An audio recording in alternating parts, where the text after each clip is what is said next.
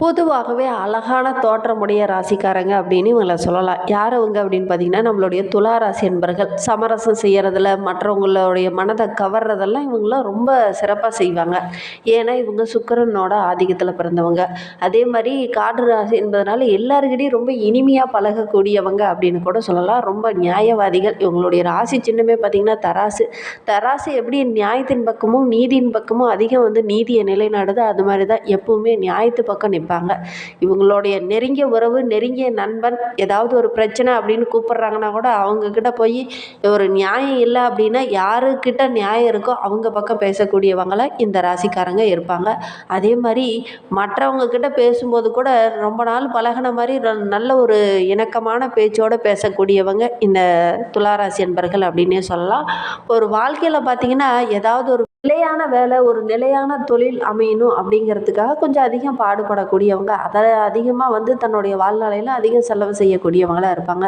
நல்ல ஒரு அரசு வேலை வேணும், நல்ல ஒரு தொழில் அமையணும் அப்படின்னு அதற்காக அதிக பாடுபடக்கூடியவங்கள இந்த துளாராசி என்பர்கள் இருப்பாங்க. தங்களுடைய இளம் வயதிலேயே நிறைய கஷ்டங்கள், நிறைய பிரச்சனைகளை இவங்க பெரும்பாலும் சந்திப்பாங்க. ஆனால் சுக்கிரனோட ஆதிக்கத்தில் பிறந்ததுனால வாழ்க்கையை ரொம்ப சந்தோஷமாக வாழணும் அப்படின்னு நினைக்கக்கூடியவங்க. கஷ்டம் அப்படின்னு தெரியாத மாதிரி வாழணும் அப்படிங்கிறதுக்காக அதிக கஷ்டப்படக்கூடியவங்கள அந்த துளாராசி என்பர்கள் இருப்பாங்க. சமுதாயத்தில் நல்ல ஒரு முக்கிய நபராகவும், நல்ல ஒரு அந்தஸ்துள்ள ஒரு நபராகவும் வாழக்கூடியவங்க இந்த துளாராசி என்பர்கள் அப்படின்னே சொல்லலாம். முதுமையில் உங்களுடைய வாழ்க்கையில் நல்ல ஒரு முன்னேற்றத்தில் வருவாங்க. பல கஷ்டங்கள், பல போராட்டங்களை தாண்டி ஒரு வெற்றி பெறக்கூடிய ஒரு அமைப்பு உள்ள ஒரு ராசி அப்படின்னா அந்த துளாராசி என்பர்கள் சொல்லலாம். ரொம்ப அமைதியான தோற்றமுடையவங்க, எல்லாருக்கிட்டையும் ரொம்ப இனிமையாக இயல்பாக பழகக்கூடியவங்க. என்ன ஒன்று, இவங்களுக்கு கோபம் வந்துடுச்சு அப்படின்னா தான் டக்குன்னு கோபப்படுவாங்க. கொஞ்சம் கோபத்தை டக்குன்னு காமிக்கக்கூடியவங்களாகவும் இந்த துளாராசி என்பர்கள் இருப்பாங்க. சரி, இவங்களுக்கு வருகின்ற நாட்கள் எப்படி இருக்குது, வருகின்ற நாட்களில் இவங்களுடைய கிரக அமைப்புகள் எப்படி இருக்குது, வருகின்ற நாட்களாவது இவங்களுக்கு சாதகமாக இருக்கா பாதகமாக இருக்கா அப்படிங்கிறத தொடர்ந்து பார்க்கலாம். வருகின்ற நாட்களுடைய கிரக நிலையை வைத்து ஆராய்ந்து பார்க்கும்போது நம்மளுடைய துளாராசி அன்பர்களுக்கு பஞ்சம ஸ்தானத்தில் சனி பகவான் வக்கரகம் அடைந்திருக்கிறார். அவரோடு கூட ராகு இணைந்திருக்கிறார். பாக்கியஸ்தானத்தில் புதன், குரு, சுக்கிரன் என்ற 3 கிரகங்கள் இருக்குது. தொழில் ஸ்தானத்தில் சூரியன் செம்மையாக இருக்கிறார். அதே மாதிரி லாபஸ்தானத்தில் கேது பகவான் இருக்கிறார். விரயஸ்தானத்தில் சந்திரனும் செவ்வாயும் இணைந்து இருக்காங்க. இதனால் என்னென்ன நற்பலன்கள் நம்மளுடைய துளாராசி என்பவர்களுக்கு கிடைக்கிறதுக்கு அப்படிங்கிறத தொடர்ந்து பார்க்கலாம். நீங்கள் இப்போ தான் ஃபஸ்ட் டைமாக நம்ம சேனலை பார்க்குறதா இருந்தால் நம்ம சேனலை சப்ஸ்கிரைப் பண்ணிவிட்டு கூடவே இருக்கிற பெல் ஐக்கானையும் கிளிக் பண்ணிக்கோங்க. அப்போ தான் நாங்கள் போடுற ஒவ்வொரு வீடியோவுமே உங்களுக்கு நோட்டிஃபிகேஷனாக வரும். நீங்கள் துளாராசி அன்பராக இருந்தால் மறக்காமல் நம்மளுடைய சேனலுக்கு ஒரு லைக் கொடுத்துட்டு உங்களுடைய உறவுகள் வகையில், நண்பர்கள் வகையில் யாராவது துளாராசி அன்பர்கள் இருக்காங்க அப்படின்னா மறக்காம இந்த வீடியோவை அவங்களுக்கும் ஷேர் பண்ணிவிடுங்க. துளாராசியில் நீங்கள் எந்த நட்சத்திரத்தில் பிறந்தீங்க, உங்களுடைய இஷ்ட தெய்வ பெயர் என்ன, உங்களுடைய குலதெய்வ பெயர் என்ன அப்படிங்கிறத மறக்காமல் எங்களுடைய கமெண்ட் பாக்ஸில் தெரிவிங்க. உங்களுக்கு ஜோதிட ரீதியாக ஏதாவது சந்தேகம் இருக்குது, ஜோதிடர்கிட்ட ஏதாவது ஆலோசனை வேணும் அப்படின்னா டிஸ்கிரிப்ஷனில் ஜோதிடரோட வாட்ஸ்அப் நம்பர் கொடுக்கப்பட்டிருக்கு. அந்த நம்பருக்கு கால் பண்ணி முன்பதிவு செய்துக்கோங்க. உங்களுடைய சந்தேகங்களுக்கு நல்ல ஒரு தீர்வு கிடைக்கும். வருகின்ற நாட்களை பொறுத்தவரையில் நம்மளுடைய துளாராசி அன்பர்களுக்கு லாபஸ்தானத்தில் கேது இருக்கிறார். அதனால் நல்ல ஒரு லாபம் கிடைக்கக்கூடிய யோகமான நாட்களை வருகின்ற நாட்கள் இருக்குது. குறிப்பாக இந்த ஆகஸ்ட் மாதம் முடிகிறதுக்குள்ளே உங்களுடைய வாழ்க்கையில் நல்ல ஒரு திருப்பம் கொடுக்கும் அப்படின்னு சொல்லலாம். மனதுக்கு மகிழ்ச்சியான நல்ல விஷயங்கள்லாம் இந்த காலகட்டத்தில் நிறைய நடக்கும். ஆன்மீகத்தில் கொஞ்சம் நாட்டம் அதிகமாகும். உங்களுடைய மனோதைரியம் ரொம்ப சிறப்பாக இருக்கும். புத்தி ரொம்ப தெளிவாக இருக்குது. வருகின்ற நாட்களில் நீங்கள் எடுக்கிற முயற்சி எல்லாமே ஓரளவுக்கு வெற்றியாக இருக்கும். கொஞ்சம் போராட்டங்கள் இருக்கும், மற்றபடி வெற்றி அமையக்கூடிய அமைப்பு நிறையவே இந்த துளாராசி என்பவர்களுக்கு அமைந்திருக்கு. தொழிலில், வியாபாரத்தில் கூட நல்ல ஒரு முன்னேற்றத்தை வருகின்ற நாட்களில் எதிர்பார்க்கலாம். தொழில் தொடர்பான விஷயங்களில் நல்ல ஒரு சாதகமான பலன் வருகின்ற நாட்களில் கிடைக்கும். உத்தியோகத்தில் இருக்கிறவங்களுக்கு நல்ல ஒரு முன்னேற்றம் இருக்குது. ஒரு சிலருக்குலாம் எதிர்பார்த்த அந்த பதவி உயர்வு, ஊதிய உயர்வு, குடும்பத்தில் இருந்த அந்த சின்ன சின்ன இடர்பாடுகள் எல்லாமே சரியாகி நல்ல ஒரு சந்தோஷமுள்ள ஒரு நாட்களாக வருகின்ற நாட்கள் இந்த துளாராசி என்பவர்களுக்கு அமைந்திருக்கு. கணவன் மனைவிக்கிடையே அப்பப்போ சின்ன சின்ன கருத்து வேறுபாடுகள் ஏற்படும். பெரிய பாதிப்பு எதுவும் இருக்காது. இருந்தாலும் கொஞ்சம் மனஸ்தாபங்கள், சின்ன சின்ன சங்கடங்கள் இதெல்லாம் வரும். பெரிய பாதிப்பு எதுவும் இருக்காது. அக்கம் பக்கத்தில் இருக்கிறவங்ககிட்ட பேசும்போது கொஞ்சம் அனுசரணையாக பேசுங்க. வீண் வாக்குவாதம் இந்த காலகட்டத்தில் வேண்டாம். ஆனால் சின்ன பிரச்சனை பெரிதாகக்கூடிய ஒரு சூழ்நிலை இருக்குது. அதனால் இந்த காலகட்டத்தில் வாக்குவாதத்தை கொஞ்சம் குறைச்சிக்கோங்க. பெண்களை பொறுத்தவரையிலும் வருகின்ற நாட்கள் ரொம்ப மகிழ்வான நாட்களாக இருக்குது. நீங்கள் எடுக்கிற காரியம் எல்லாமே உங்களுக்கு வெற்றிகரமாக அமையும். ஏதாவது ஒரு ஆன்மீக தலங்களுக்கு சென்று வருவீங்க. அது உங்களுக்கு மகிழ்ச்சியை தேடித்தரும். அல்லது ஏதாவது ஒரு ஆன்மீக கோவிலுக்கு சென்று வர்றதுனால அங்கே வந்து ஒரு ஆன்மீக சிந்தனையாளரை சந்திப்பீங்க. அவங்க மூலிமா உங்களுடைய வாழ்க்கையில் நிறைய மாற்றங்கள் இந்த காலகட்டத்தில் ஏற்படும். அரசியல்வாதிகளை பொறுத்தவரையிலும் இந்த பிரச்சனை எல்லாமே படிப்படியாக குறையும். இந்த பிரச்சனையை பார்த்து நீங்களே ஒதுங்கி ஒரு சில இடத்துலலாம் நின்றுருப்பீங்க. அந்த அளவுக்கு நிறைய பிரச்சனைகள் இருந்திருக்கும். அது எல்லாமே வருகின்ற நாட்களில் சரியாகும். கலைத்துறையை சார்ந்த நண்பர்களுக்கு புதிய வாய்ப்புகள்லாம் இந்த காலகட்டத்தில் கிடைக்கும். அப்படி வாய்ப்புகள் எல்லாம் கரெக்டாக பயன்படுத்திக்கிட்டீங்க அப்படின்னா வருகின்ற நாட்களில் உங்களுக்கு வெற்றி கிடைக்கும். மாணவர்களை பொறுத்தவரைக்கும் வருகின்ற நாட்களில் கல்வியில் நல்ல ஒரு முன்னேற்றம் இருக்கும். நண்பர்கள் மத்தியில் நல்ல ஒரு மதிப்புள்ள மாணவராக நீங்கள் வலம் வர போகிறீங்க.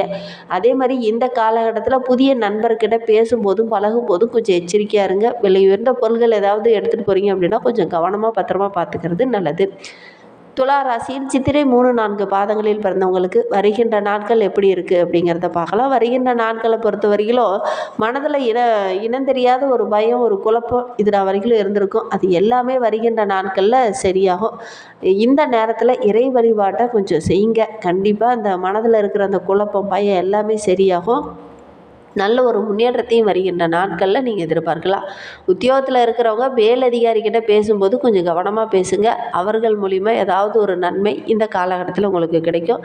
இந்த காலகட்டத்தில் நீங்கள் எடுத்து வைக்கிற ஒவ்வொரு அடியுமே ஓரளவுக்கு சாதகமாக இருக்குது. இருந்தாலும் உங்களுடைய முன்கோபத்தால் கொஞ்சம் சின்ன சின்ன இடர்பாடுகள் வரும். மற்றபடி வருகின்ற நாட்கள் இந்த சித்திரை நட்சத்திரக்காரர்களுக்கு சிறப்பான நாட்களாக அமைந்திருக்கு அப்படின்னு சொல்லலாம். அதே மாதிரி விலை உயர்ந்த பொருட்கள் ஏதாவது வைத்திருக்கீங்க அப்படின்னா ரொம்ப பத்திரமா வச்சுக்கோங்க. பணம் சம்மந்தமான விஷயத்தில் இருக்கிறவங்க ரொம்ப கவனமாக இருக்கணும்.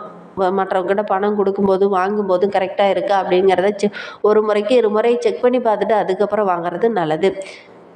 துலா ராசியில் சுவாதி நட்சத்திரத்தில் பிறந்தவங்களுக்கு வருகின்ற நாட்கள் எப்படி அமைந்திருக்கு அப்படிங்கிறத பார்க்கலாம்.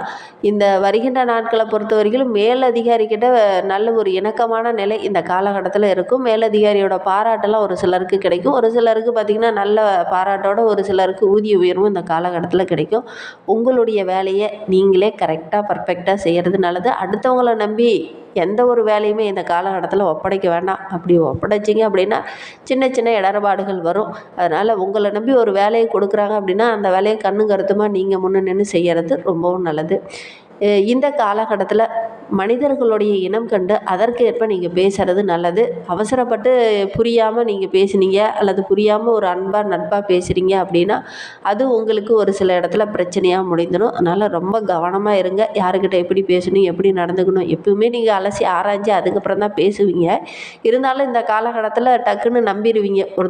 ஒரு புதிய நபரை நம்பிடுவீங்க. அவர்கள் மூலிமா சின்ன சின்ன நஷ்டங்கள் ஏற்படக்கூடிய சூழ்நிலை இருக்குது.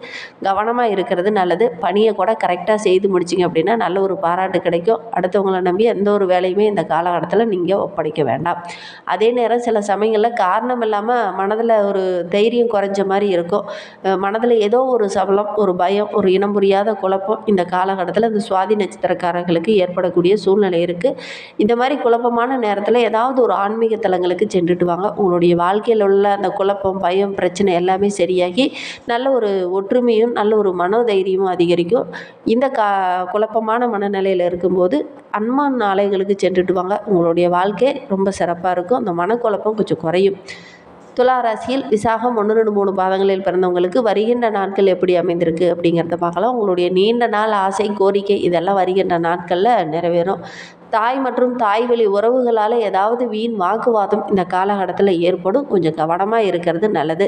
மற்றவங்க செய்த தவறுக்காக நீங்கள் மன்னிப்பு கேட்க வேண்டிய ஒரு சூழ்நிலை இருக்குது. இந்த ஒரு விஷயம் உங்களுக்கு பிடிக்கவே பிடிக்காது. ஆனால் இந்த காலகட்டத்தில் அடுத்தவங்களுடைய பிரச்சனைக்காக நீங்கள் போய் மன்னிப்பு கேட்க வேண்டிய ஒரு சூழ்நிலை இருக்குது. அதனால் முடிந்த அளவுக்கு யாருக்கும் நீங்கள் வாக்குறுதி கொடுக்காதீங்க. அப்படி வாக்குறுதி கொடுத்தீங்க அப்படின்னா கூட இந்த மாதிரி சூழ்நிலைக்கு தள்ளப்படக்கூடிய ஒரு சூழ்நிலை இருக்குது. அதனால் கவனமாக இருக்கிறது நல்லது. அதே மாதிரி பணம் சம்மந்தமான விஷயத்தில் இருக்கிறவங்க ரொம்ப கவனமாக இருக்கணும். இல்லை அப்படின்னா சின்ன சின்ன இடர்பாடுகளை சந்திக்க வேண்டிய ஒரு சூழ்நிலை இருக்குது. அரசியல் துறையில் இருக்கிறவங்களுக்கு இந்த காலகட்டத்தில் முக்கிய பதவி உயர்வு, ஊதிய எல்லாம் எதிர்பார்க்காம கொஞ்சம் அதிகமாக உழைப்பு போட்டிங்க அப்படின்னா வருகின்ற நாட்கள் ரொம்ப மகிழ்ச்சிகரமாக இருக்கும். எனக்கு ஒரு பதவி உயர்வு வேணும், எனக்கு கொஞ்சம் சம்பள உயர்வு வேணும் அப்படின்னு நீங்கள் எதிர்பார்த்தீங்க அப்படின்னாவே ஒரு சில இடத்துல உங்களுக்கு பிரச்சனை, தொண்டர்கள் மத்தியிலையும் சரி மேலிடத்துல இருந்தும் சரி சின்ன சின்ன இடர்பாடுகள் பிரச்சனைகளை சந்திக்க வேண்டிய ஒரு சூழ்நிலை இருக்குது. அதனால் ரொம்ப கவனமாக இருக்கக்கூடிய ஒரு மாதமாக இந்த மாதம் அமைந்திருக்கு அப்படின்னு சொல்லலாம். இன்னுமே உங்களுடைய வாழ்க்கை ரொம்ப சிறப்பாக ரொம்ப மகிழ்வாக இருக்கணும் அப்படின்னா அன்னை மகாலட்சுமி தாயாருக்கு வெள்ளிக்கிழமை தோறும் தவறாமல் போய் ஒரு விளக்கு போட்டுட்டு வாங்க. உங்களுடைய கடன் பிரச்சனை படிப்படியாக குறையும். மனதிலேயே நல்ல ஒரு நிம்மதி கிடைக்கக்கூடிய நாட்களாக வருகின்ற நாட்கள் அமையும். வருகின்ற நாட்களில் உங்களுக்கு சந்திராஷ்டமம் அப்படின்னு பார்த்தீங்கன்னா ஆகஸ்ட் மாதம் 17, 18, 19 உங்களுக்கு சந்திராஷ்டமம். அன்றைய தினம் புதிய முயற்சி எதிலையும் ஈடுபட வேண்டாம். தேங்க்யூ.